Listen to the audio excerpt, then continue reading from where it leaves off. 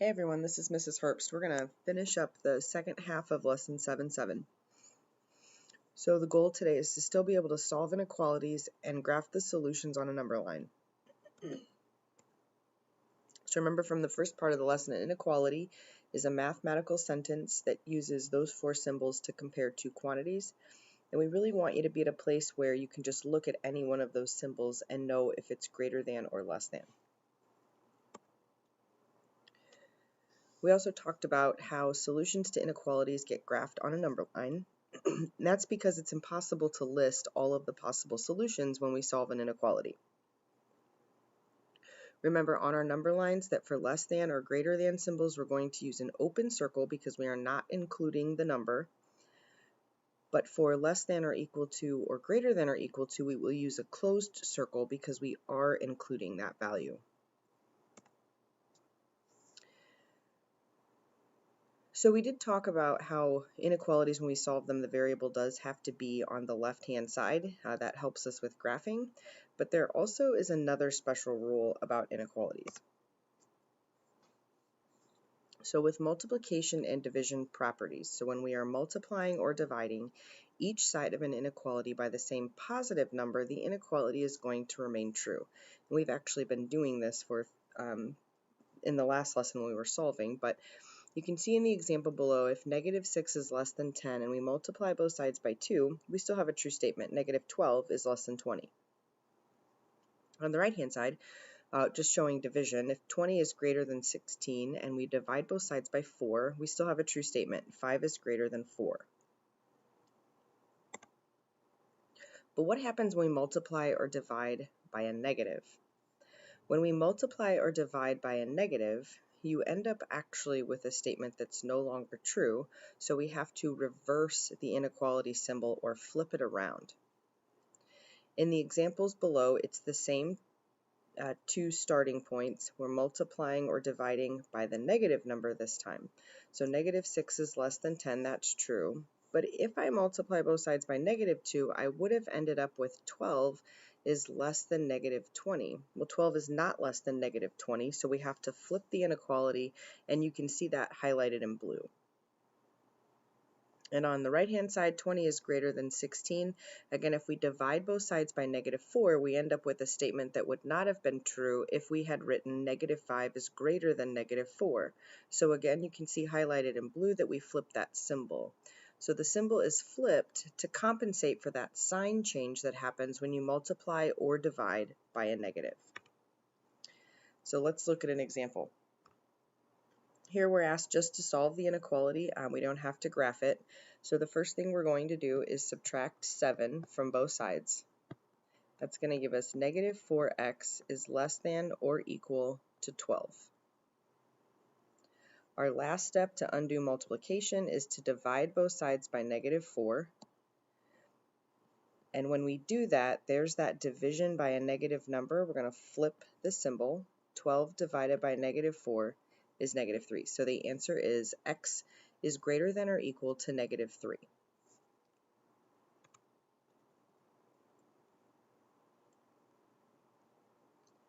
Here's extra example 4 if you'd like to pause the video and try to solve this one, and then you can resume the video to check your work. So in this inequality, we do have a negative coefficient in front of that x, but we also have the x on the right-hand side. So let's go ahead and just solve it like normal with the x on the right.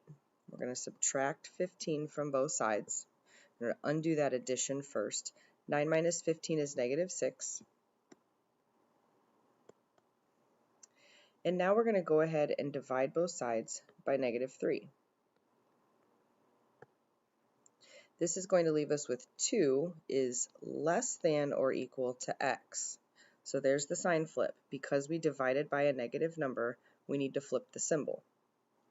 But we also discussed that when we write inequalities, we want the variable on the left-hand side. So now we have to rewrite the entire inequality. X is greater than or equal to 2. It actually looks like, if you compare it to the original inequality, that we didn't flip the symbol at all. But what we've actually done is we flipped it twice. Once for dividing by the negative, and then again to rewrite it with the variable on the left. So the rest of this lesson just contains additional examples. Our inequalities get a little more difficult to kind of match what we were doing when we were solving equations. So really just understanding that the steps to solving inequalities are not any different than solving an equation. We just have to remember what to do with that symbol if we multiply or divide by a negative. This is a two-step inequality. If you'd like to pause the video here, and then you can check your work with me. So first we should be subtracting 2.5 from both sides. We're going to bring down the negative 1.5x, and that's less than or equal to 6. Next, we're going to divide both sides by negative 1.5. That's going to give us x, and here's our symbol flip, is greater than or equal to 4. Negative 4, because a positive divided by a negative is a negative. So now we're going to go to the number line. We are going to graph these.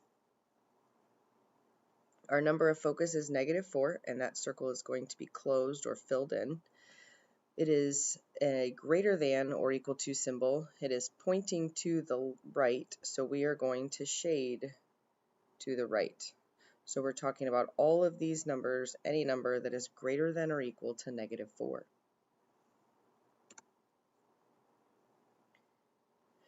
You're welcome to pause these and try them on your own. They do get a little more difficult here in a minute. This one's kind of similar to the one we did in the lessons. We've got the variable on the right-hand side, so we will have to fix that as well. But you can pause this and try this one on your own first. So first you should have subtracted 6 from both sides. That's undoing that addition. We get 1 is greater than x over, or x divided by negative 4. We get rid of division by multiplying both sides by negative 4. Negative 4 times 1 is negative 4. We have to flip our symbol because we multiplied by a negative. And now we also don't have our inequality written correctly because we have the variable on the wrong side. So we're going to move the variable over to the left and flip everything around. X is greater than negative 4. Same answer as the last one. Open circle at negative 4 because we are not including negative 4. And again, shading everything to the right. You can see that's the direction that that inequality symbol kind of points if you think of it like an arrowhead.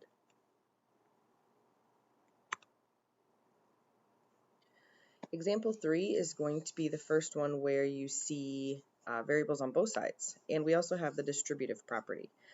Just like with solving equations, we want to simplify both sides, we want to get the variable on the same side, and then solve the two-step equation.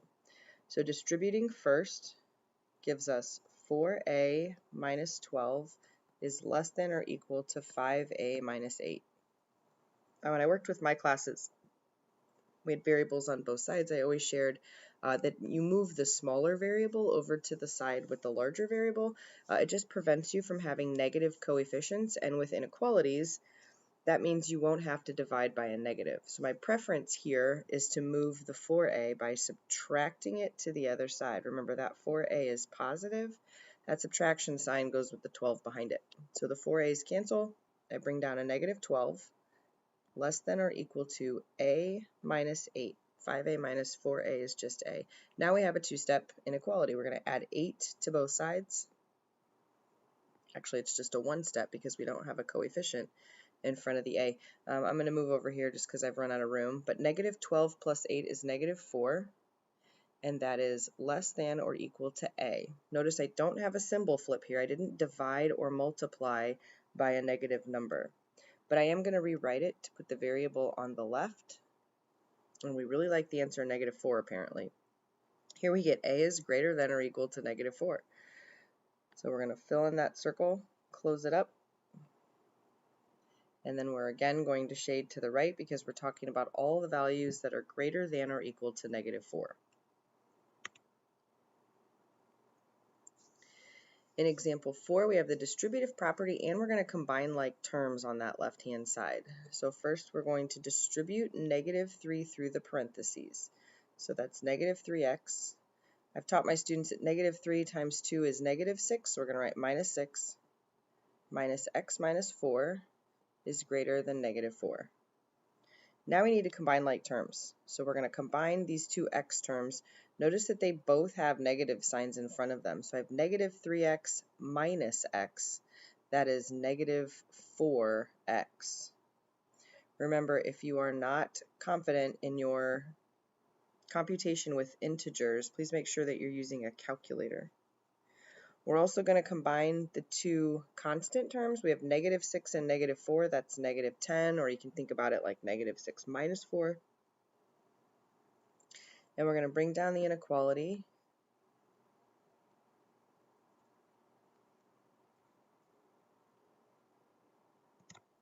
Adding 10 to both sides to undo that subtraction gives us negative 4x is greater than 6.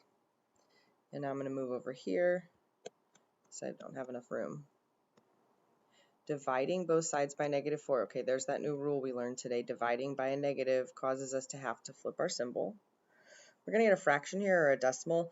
6 divided by 4 is 1.5. 3 over 2 if we reduce the fraction, but we have a positive over a negative, so we're going to get a negative 3/2 or a negative 1.5. You can write it as a decimal or a fraction, or even a mixed number. And now we're going to plot this. So we have to go to negative 3/2 or negative 1.5. That's going to be between negative 1 and negative 2 if we're kind of moving this direction. It is an open circle, and whenever we have a spot on a number line that isn't labeled with a number, we are going to label that point. So I'm going to label it negative 3 over 2. Again, you can be using the decimal. It is an open circle, and you can kind of put a little dash on the line if you want to. And this time we're shading to the left. Remember, we had that symbol flip, so it became less than. Last, we're going to look at a word problem. Number 5 says Frankie has $400 in her bank account at the beginning of the summer. Each week, she withdraws $22 for food and entertainment. Write and solve an inequality to determine the number of weeks, W, that Frankie can withdraw money but still have at least $150 at the end of the summer. So let's just kind of take this in pieces. Frankie starts with $400 in her account. And if we're withdrawing $22 each week, that is subtraction. We're taking money out of the account. $22 per week, and we're trying to find the number of weeks. So that would be 22W. We could then multiply the number of weeks we do this times 22 to figure out the total amount of money we have withdrawn, or she has withdrawn. And at the end of the summer, she wants at least $150. And this is a little tricky. I know you see the word least or hear it and you're thinking maybe less, but because we want nothing less than 150, we actually want to be greater than or equal to $150. So when you hear at least, it means we can't go lower than 150. So we want to be greater than or equal to 150. So here's your inequality. If you want to pause the video to solve this one and then check back. But first we should be subtracting 400 from both sides. I'm going to bring down negative 22W. Remember that subtraction sign is making that term negative.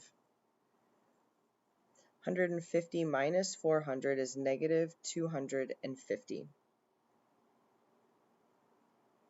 We're going to divide both sides by negative 22. And there's again that dividing by a negative, so we're going to flip that symbol. A negative divided by a negative is a positive, so our answer will make sense here. We are going to get a positive number of weeks, but 250 divided by 22 is 11.36 repeating. It's a repeating decimal. So that means if we get to 11.36 weeks, that would be having exactly 150 left. But if we were to go to 12 weeks, we actually would have to take $22 more out, and that would put us below 150, and we don't want to be below 150. So this is one where we're going to round down to 11 weeks. So the number of weeks that Frankie can withdraw money and still have at least $150 at the end of the summer is 11 weeks. That is the end of the lesson, so please reach out if you have any questions.